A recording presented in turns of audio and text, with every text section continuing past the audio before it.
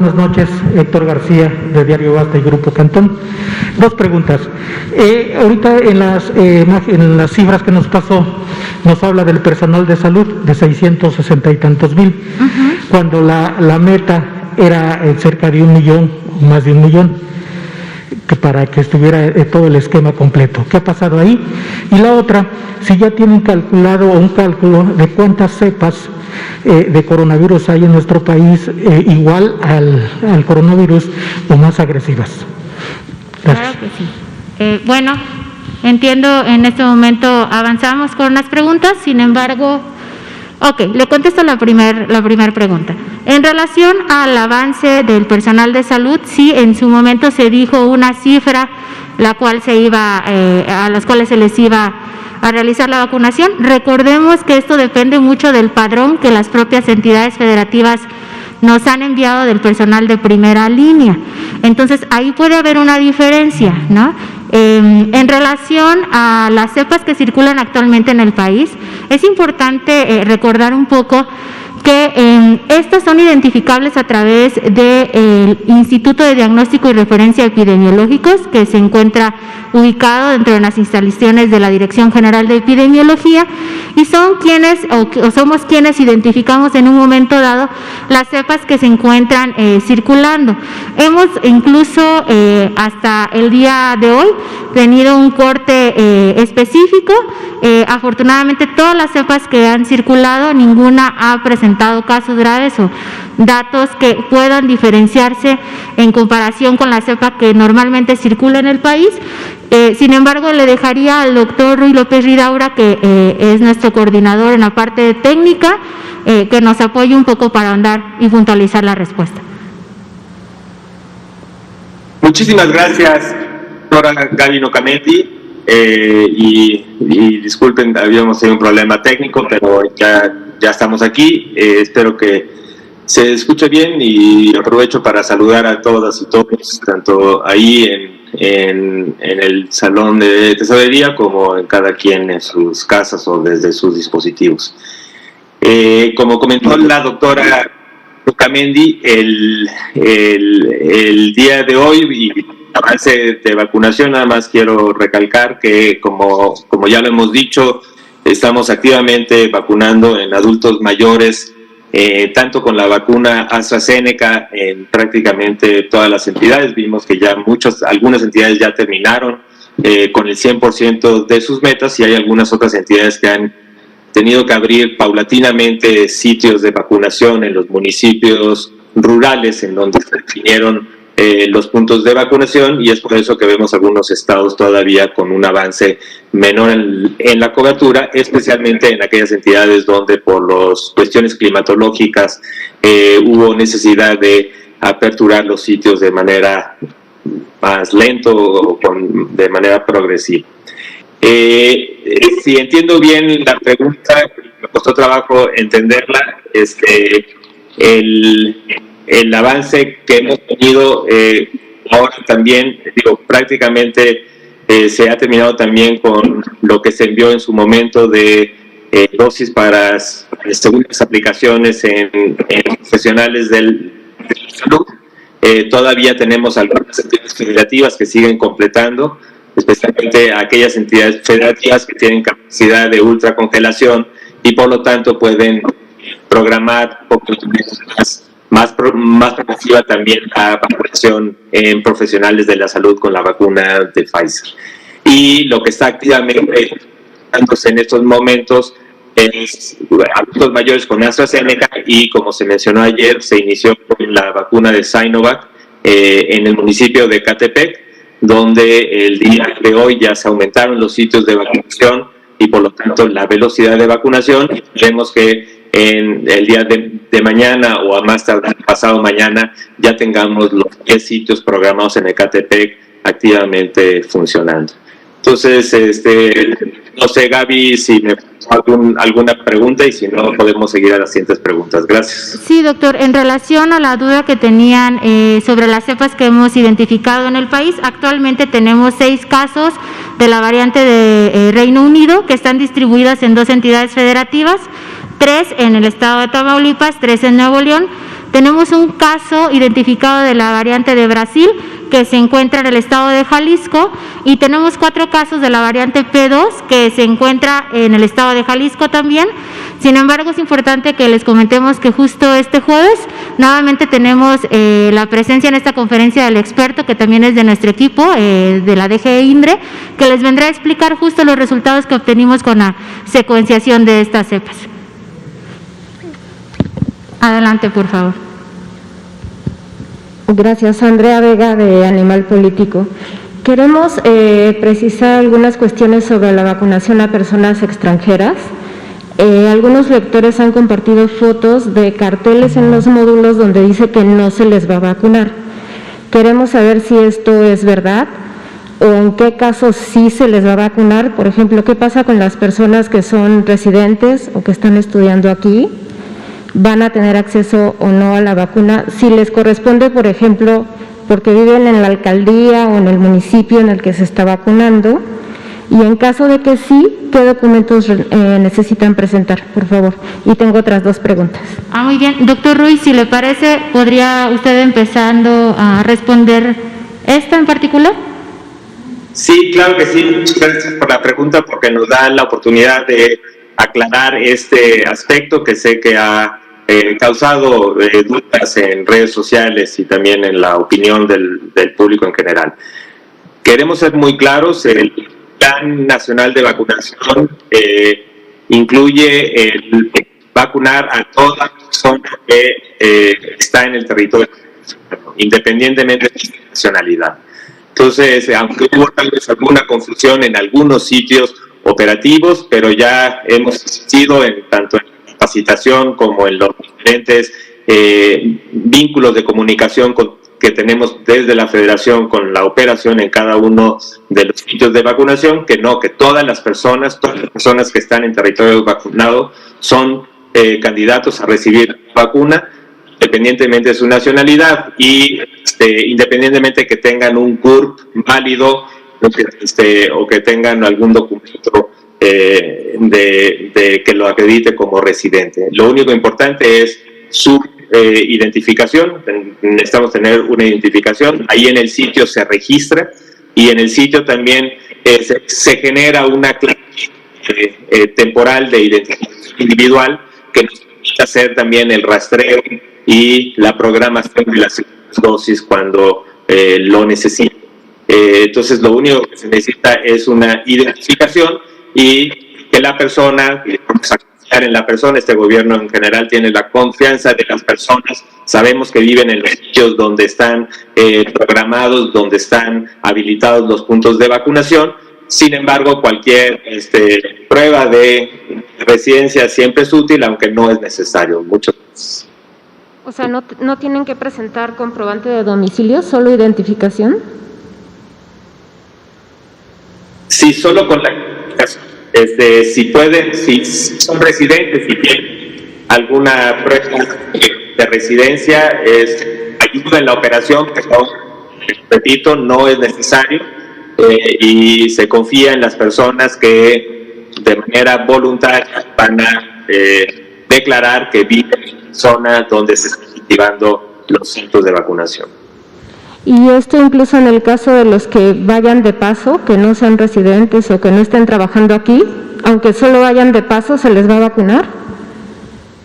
Sí, realmente los escenarios, y como también hemos comentado en otras vespertinas, siempre vamos a encontrar algunos casos puntuales, excepciones que salen de la regla, pero realmente es importante que estos son realmente casos minoritarios. Y tampoco es importante establecer una regla que modifique la capacidad para poder vacunar a algunas personas que tal vez no tengan una residencia y están de manera temporal. Estimamos que estos van a ser casos puntuales y no vale la pena tener un criterio estricto, inflexible para permitir su vacunación. Pero, ¿en qué etapa se les vacunaría? Porque, por ejemplo, si están de paso, pues a lo mejor no pueden acreditar residencia en la alcaldía o en un municipio y tal vez les dicen ahorita no les toca. ¿Cuándo se les vacunaría a ellos? pues tienen que, por eso lo que mencionamos es que son casos puntuales y en principio la vacunación está estimado para todas las personas que están en el territorio mexicano, incluyendo los residentes, pero sabemos que también hay personas que o no tienen todo el estatus formal de residencia, también son candidatos a recibir la vacunación, y si en el extremo existen estos casos puntuales de personas que están de manera temporal, van a ser los menos y por lo tanto se podrán estudiar caso a caso los sitios de vacunación y estoy seguro que no causará más de problemas que de manera local se podrán resolver. Lo que creo que es importante es que también para las personas que estén de paso, que consideren que la vacunación tiene un esquema de 2 dosis en la mayoría de las vacunas y en las que actualmente se están aplicando, y por lo tanto es importante que las personas consideren que tienen que recibir su segunda dosis y por lo tanto se les invitaría a que tomen en cuenta ese aspecto. Si están de manera temporal y van a regresar a sus sitios de origen, pues posiblemente sea más conveniente para las personas en esta situación que reciban su esquema completo en su lugar de origen. Y en el caso de las poblaciones callejeras, ¿se va a definir una estrategia para estas poblaciones en específico y cuándo les tocaría? Sí, tenemos, población en situación de calle, ahorita en las brigadas que se están activando, tenemos también el operativo específico de adultos mayores que podamos identificar a esta población de alta vulnerabilidad y se están haciendo, al igual que las estrategias de vacunación a domicilio para las personas adultas mayores en una situación de postración. Es importante las personas en situación de calle que también son candidatas, es importante que se vacunen y si son adultos mayores podrán acudir a los sitios y se vacunarán sin problema. A ellos no a ellos, por ejemplo, no se les va a pedir ningún documento o cómo va a ser. ¿Pueden ir ahorita a las alcaldías, a los municipios o cómo va a ser? Sí, estamos esperando que la mayoría de las personas, y vuelvo a insistir, la mayoría de las personas van a acudir con una identificación, algún tipo de identificación, y se evaluará caso a caso en los sitios donde se presentan estas situaciones para resolver. Y la idea principal de tener una brigada amplia donde hay una participación no solamente de los componentes de salud, en el componente de vacunadores o vacunadoras y personal médico en la etapa de observación y de supervisión de todos los componentes técnicos del sitio de vacunación, es importante que este cuerpo de personas que integra una brigada donde también tenemos promotores de diferentes programas, servidores de la nación, entre ellos es una forma de tomar también las decisiones para resolver los casos puntuales que, insisto, serán puntuales y se van a resolver. Bueno, entonces, nada más para cerrar, a partir de mañana las personas extranjeras pueden acudir a los puestos de vacunación y no se les va a negar la vacuna. A partir del inicio, los casos fueron puntuales, fue un problema de comunicación, pero ya desde el inicio se estableció así, y tanto en los lugares en donde estamos activamente vacunando en adultos mayores, ya está totalmente clara la instrucción que los extranjeros también recibirán su vacunación.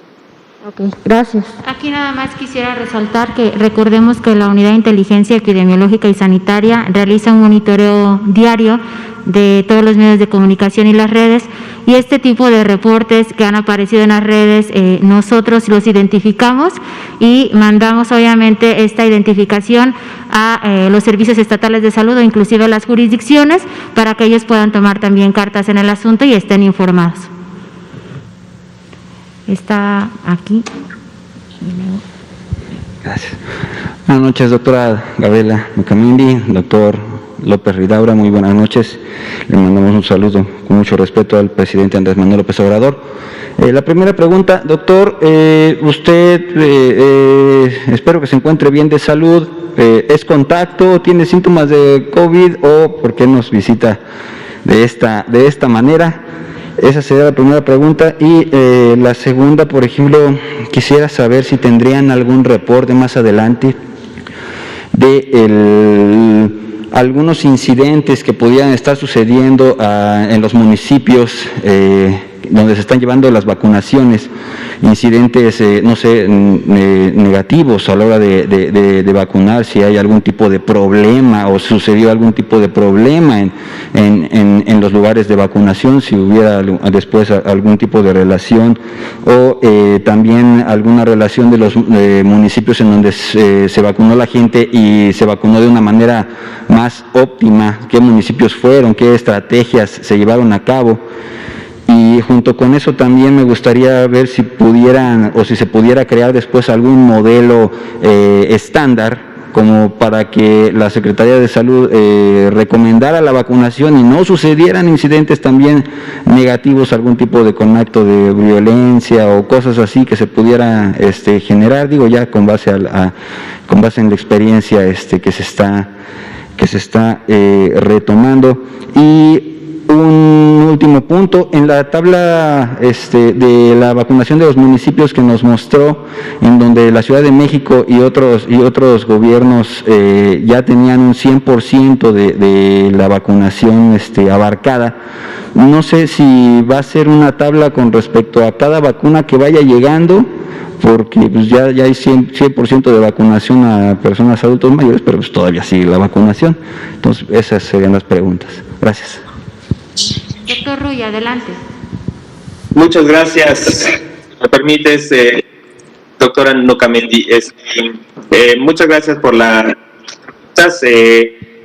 Sí, ahora estamos de manera remota precisamente por el protocolo que se norma desde el sistema también pues de vigilancia y de control, en donde si somos contacto de un caso positivo, tenemos que estar también un periodo en autoaislamiento, y así muchas de las personas que trabajamos directamente con el doctor López-Gatell, pues a partir de esto hemos estado en autoaislamiento domiciliario, vigilando síntomas.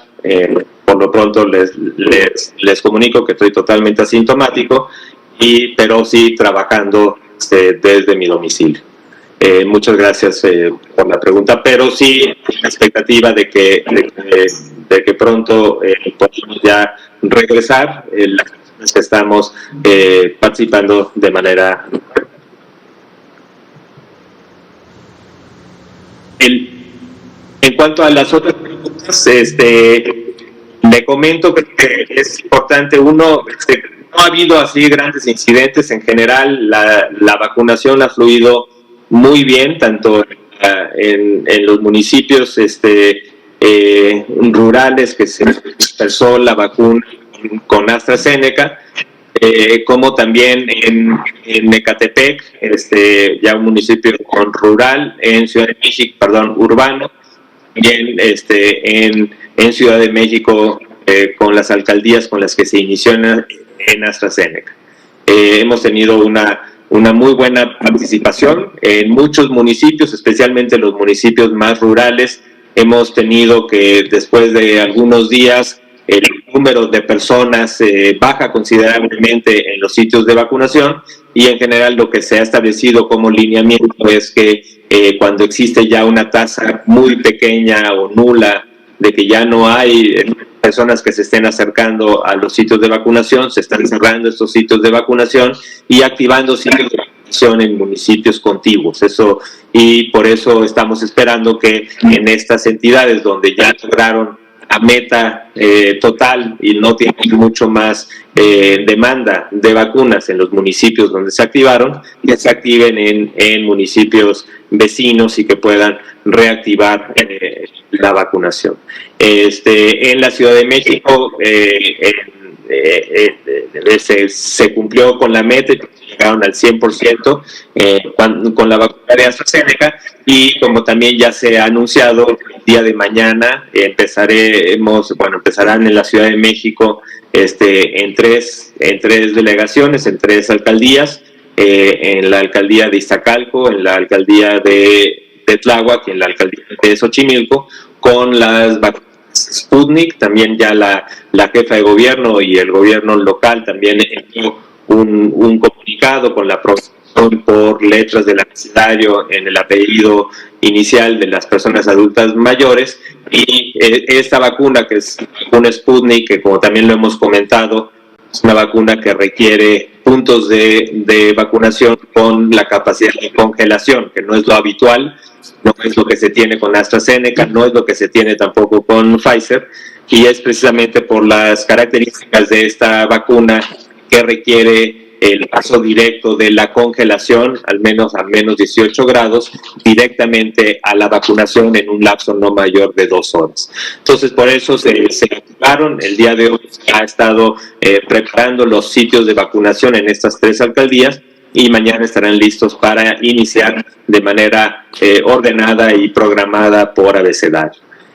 Creo que sí, en efecto, en general los incidentes, no ha habido incidentes en ningún sitio que nos hayan reportado, pero sí es importante considerar que también la idea de tener estas brigadas con un equipo de apoyo que nos permita ordenar, programar, cuidar a las personas que están yendo a los puestos de vacunación con estas brigadas que son de 12 o 13 elementos y los vacunadores. Eso ayuda, y recordar que cada brigada se tiene también elementos de las Fuerzas Armadas, ya sea de Sedena, CEMAR o el Guardia Nacional, que también parte de su labor es también mantener el orden público en caso de que exista algún tipo de disturbio, que hasta el momento no se ha tenido. Tal vez los únicos problemas operativos que se han tenido es en aquellos sitios de grandes demandas donde ha habido tiempos importantes de espera, y también se han ido mejorando los protocolos operativos para poder programar mejor anticipación y continuar con el llamado a la población de que va a haber vacunas para todos los sitios. Cuando se envían vacunas a un municipio, quiere decir que alcanzan para todos los adultos mayores de ese municipio. En general estamos teniendo una aceptabilidad cerca del 60%, y en general se están calculando las dosis con el censo total. Eso quiere decir que tampoco es una necesidad de ir el primer día a vacunarse, van a estar activos varios días en estos mismos sitios, y por eso la necesidad de ir programando poco a poco para que no existan estos grandes tiempos de espera. Y por último, quiero decir que la experiencia de Ecatepec, a diferencia de otros sitios, y que también va a ser similar en la Ciudad de México, se están activando sitios masivos de vacunación en donde se están incluyendo pues, más de 30, 35, 40 células de vacunadores que permiten pues, tener una capacidad de cerca de 5,000, 6,000 o hasta 7,000 personas por día por vacunar, cosa que va a ser mucho más eficiente en aquellos lugares altamente poblados, como puede ser tanto el municipio de Ecatepec como las 3 alcaldías que iniciarán mañana. Gracias. Gracias, doctor Ruiz. En relación al gráfico presentado, es correcto, esta distribución de la proporción de avance tiene que ver con la cantidad de dosis que hemos tenido disponibles. Se va a venir actualizando conforme vaya llegando también la vacuna, y al final obviamente tendremos que presentarles el avance global con base a la estimación que se realizó de aplicación en este caso en todo este grupo poblacional que son adultos mayores.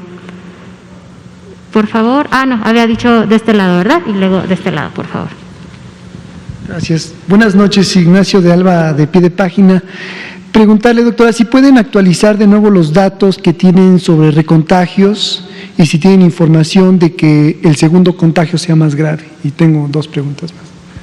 Si pudiéramos actualizar la información de contagios. De recontagios. Ya entendí. Justo en relación a las personas que tuvieron una primoinfección y que posteriormente volvieron a presentar una infección. Ok. Esta información justo la estamos trabajando.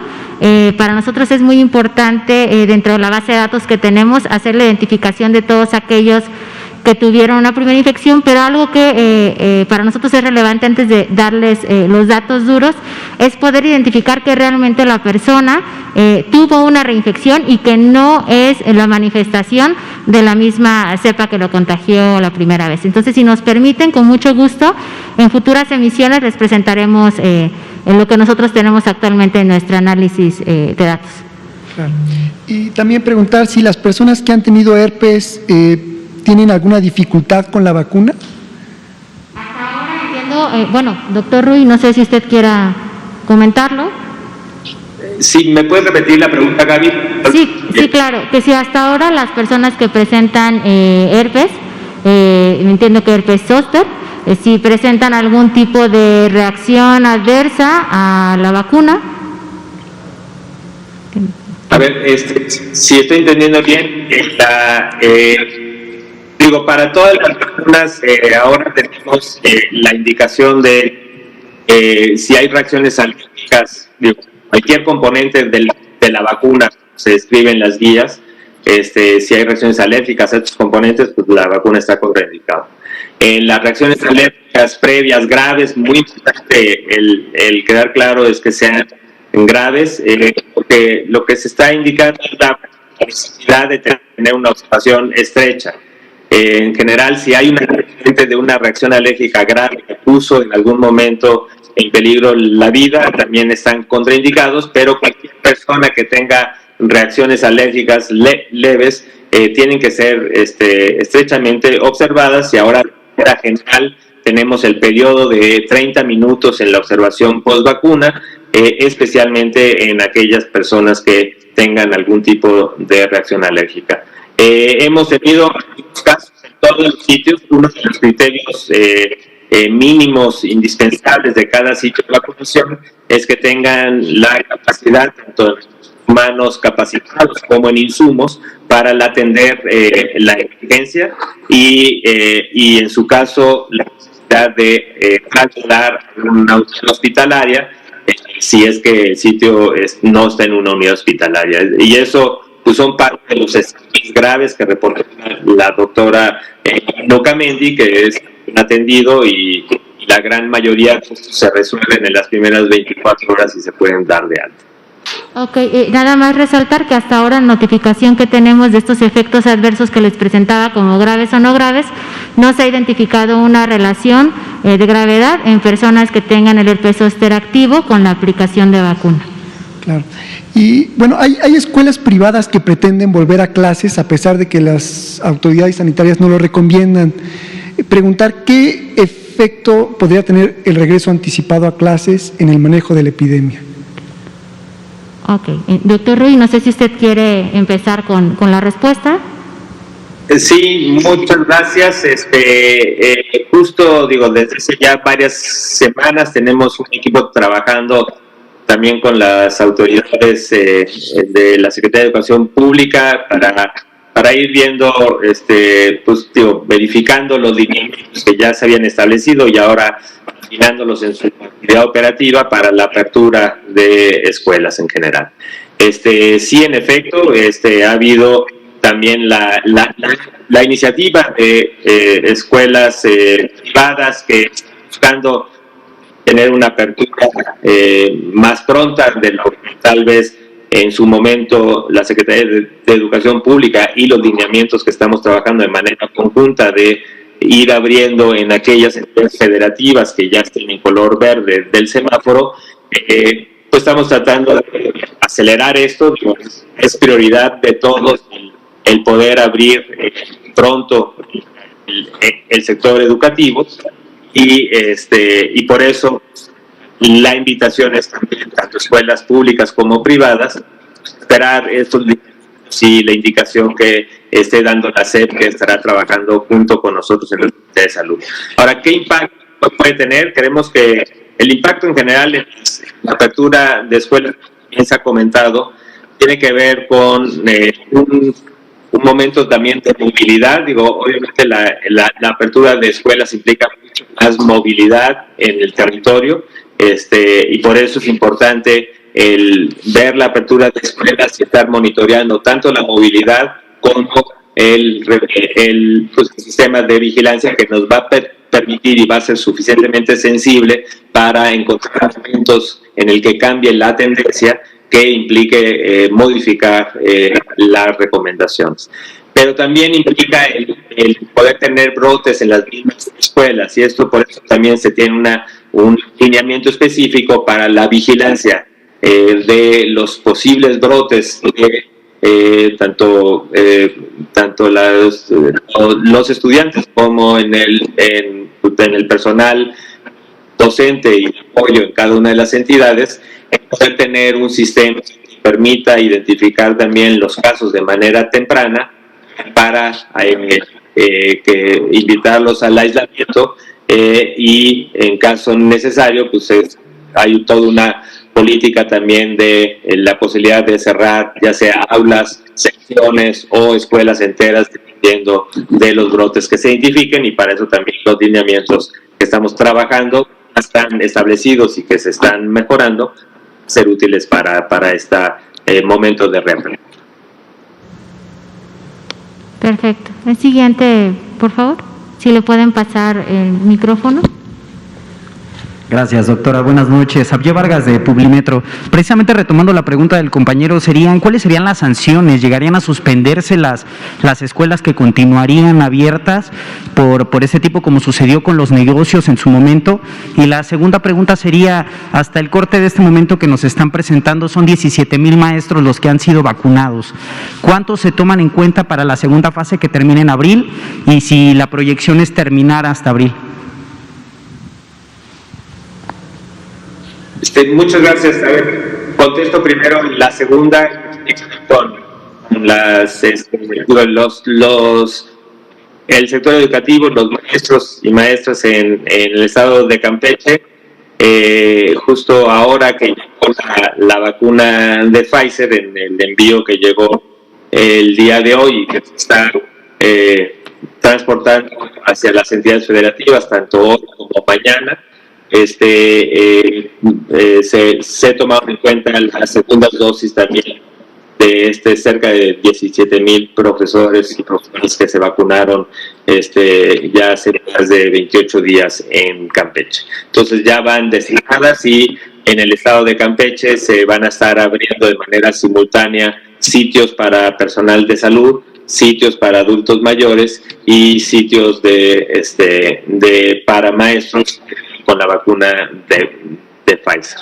Estamos evaluando las entidades que puedan iniciar también con una vacunación en maestros, pero solo recordar que la prioridad que se ha marcado desde el documento rector de la política nacional, el eje primario es edad, es donde se ha estimado el impacto principal en mortalidad, el avance o la cobertura en vacunación, con la expectativa de un impacto más pronto en los efectos graves y las defunciones que pueda haber por la infección, y por eso la prioridad número uno es avanzar rápidamente en el personal adulto mayor, y de manera focal, si se juntan una serie de condiciones, especialmente la dinámica epidemiológica en la entidad, pues permitir también ir progresando en la vacunación de maestros en otras entidades. En cuanto a las sanciones, estamos realmente con un trabajo colaborativo en donde estamos trabajando pues, claramente muy cercano con la SEP y muy cercano también con las asociaciones de escuelas privadas que nos están también de manera colaborativa ayudando a poder tener los protocolos específicos que permitan una apertura. En general hay una política de sanción hacia el cierre de escuelas, pero sí de trabajo colaborativo para que esta apertura en su momento se haga de manera ordenada y siguiendo los protocolos de seguridad que se han establecido. Ok, no se clausurarán, no se suspenderán actividades. Justo lo que estamos evaluando son la posibilidad de los brotes. Es una cosa que estamos haciendo hincapié en esos lineamientos, también la identificación y el reporte de los casos sospechosos, y dependiendo de esto, pues sí, como bien dice el lineamiento, pues es posible que se tengan que cerrar escuelas de acuerdo al brote.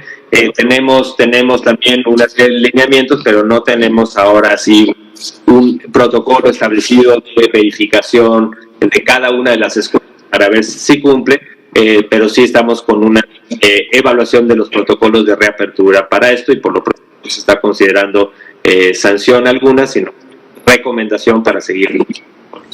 Ok, ya para terminar, la Asociación Nacional de Escuelas Particulares menciona que ningún profesor de que trabaja en escuelas particulares ha sido tomado en cuenta para la vacunación. ¿A partir de cuándo se tomarán en cuenta estos profesores que laboran en instituciones privadas? Gracias. Perdón, pero ahora sí se interrumpió mucho. No sé si Gaby me podría la pregunta. Sí, doctor. La pregunta es que actualmente no se han tomado en cuenta al personal educativo de las instituciones privadas, y que si este personal será tomado en cuenta y a partir de qué fecha para que se le realice la vacunación. Muchas gracias. Y bueno, en el única entidad donde se ha hecho la vacunación al sistema educativo también se incluyó el sistema privado. Y como se dijo en su momento, los primeros días se abrió para escuelas de educación básica, media, después para media superior y escuelas privadas, y eso sucedió en Campeche, y también se cubrió. Y ese es el plan. En el momento que se active un protocolo de vacunación en el sector educativo en una entidad, también está contemplado el sector privado para esta cobertura. No sé si alguien más tiene una pregunta. Adelante, por favor. Gracias, todavía tenemos un poquito de tiempo. El canciller Marcelo Ebrard en la mañana comentó algo acerca de cierta respuesta que estaban esperando respecto a la vacuna COVAX o el sistema COVAX. Quisiera saber si obtuvieron respuesta ya el día de hoy, o pues qué seguimiento se le ha podido dar, o si no se obtuvo respuesta. Y con respecto al almirante Rafael Ojeda, que reportó en su cuenta de Twitter que había dado positivo a coronavirus por segunda ocasión, pues esperamos que se encuentre bien de salud. Quisiera saber cómo se encuentra y si hay algún tipo de investigación con respecto a su recontagio. Gracias. Doctor Ruiz, si nos apoya con la primera pregunta, adelante. Sí, sí, muchas gracias. Hemos dado tenemos un grupo de trabajo junto con Cancillería y la Secretaría de Salud para comunicación con la plataforma multilateral de COVAX. Es importante recordar que para COVAX tenemos el acompañamiento de la Organización Panamericana de la Salud, pero también ya se estableció el contacto directo con la farmacéutica AstraZeneca, que como también se ha mencionado, el primer lote de vacunas que conseguiremos a través de la plataforma COVAX, que son AstraZeneca, y se está probando el origen para la plataforma COVAX.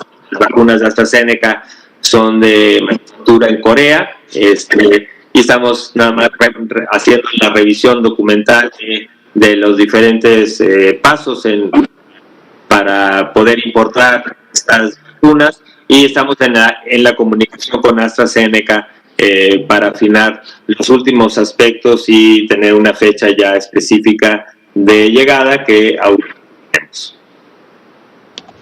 Okay. En relación a su segunda pregunta sobre el estado de salud del almirante, él mismo justo notificó a través de sus redes sociales que actualmente se encontraba asintomático, aunque tuvo un resultado positivo. En este caso, pues no se clasifica como un caso como tal, sino más bien es un portador asintomático, y se está aplicando el protocolo como portador de mantenerlo en seguimiento. Obviamente, en caso de que presentara algún signo o síntoma, pues tenemos que aplicar el protocolo que tenemos en vigilancia epidemiológica, y ante ello, si presentara ya el cumplimiento de signos y síntomas que eso lo harían pasar de portador asintomático a caso, obviamente implicaría también que hagamos un estudio de contactos, de los contactos cercanos, quienes son aquellos que tienen más riesgo en un momento dado de contagiarse. No sé si alguien más en el foro tiene alguna pregunta. De no ser así, Agradezco al doctor Ruy López Ridaura que se haya conectado vía remota y agradecemos a todos los que estuvieron atentos a esta transmisión, y siendo las 19:53, pues damos por terminada la conferencia. Muchas gracias y muy buenas noches. Hasta luego, muchas gracias.